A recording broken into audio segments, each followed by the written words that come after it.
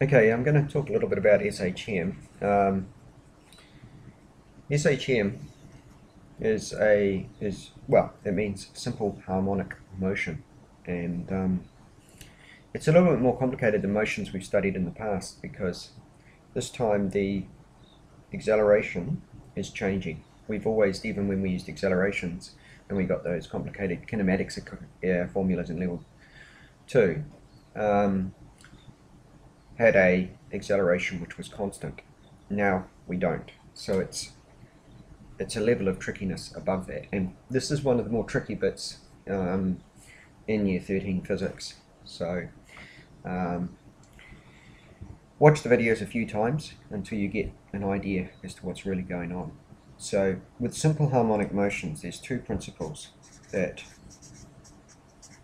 define it, and it's probably a good idea if I use the actual examples we use. We have a few different physical examples we use. A simple pendulum, where the pendulum goes backwards and forwards. We call this motion SHM for small angles for the pendulum, and we'll talk about why only small angles. We use a mass bouncing on a spring. Now when a mass bounces on a spring, if it was sitting on the spring at that point, normally it's its equilibrium point. On the pendulum, we would have called this its equilibrium point when it just sits there. At that point, remember, I'll just remind you that mg equals kx at that point. Right? And what x are we talking about? We're talking about the amount of extension it had when you put the mass on. So the two forces are balanced at this stage, right? mg equals kx. And if you had started the little mass up here and just let it go, it wouldn't have stopped at its equilibrium point. Maybe I showed you it in year 2 if you had me, but when the gravitational potential energy is released at the equilibrium point for forces, only half the gravitational potential energy has actually been released, the other half is still kinetic energy, so it keeps going until we've got all the gravitational potential having been used up as kinetic.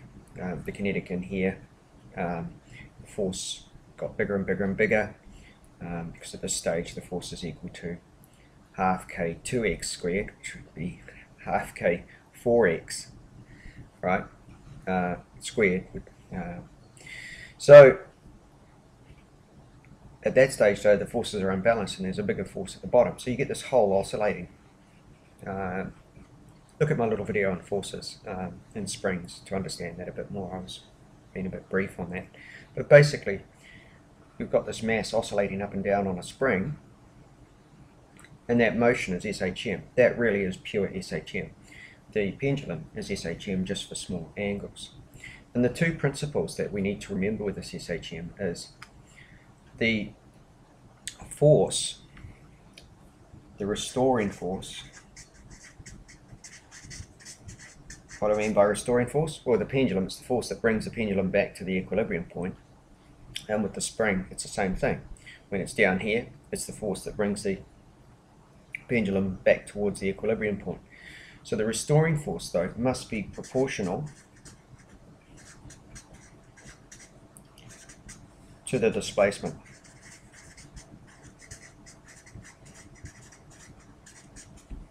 Right? So what we're saying is that if you take a measurement from the equilibrium point to a position, then the force will be proportional to that. This is pretty much this whole thing, F equals kx, which we know is what happens with a spring. But this is an SHM principle. That force must be proportional, that k just as a constant of some sort, must be proportional to the displacement.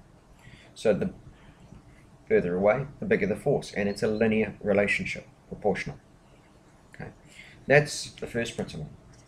The second principle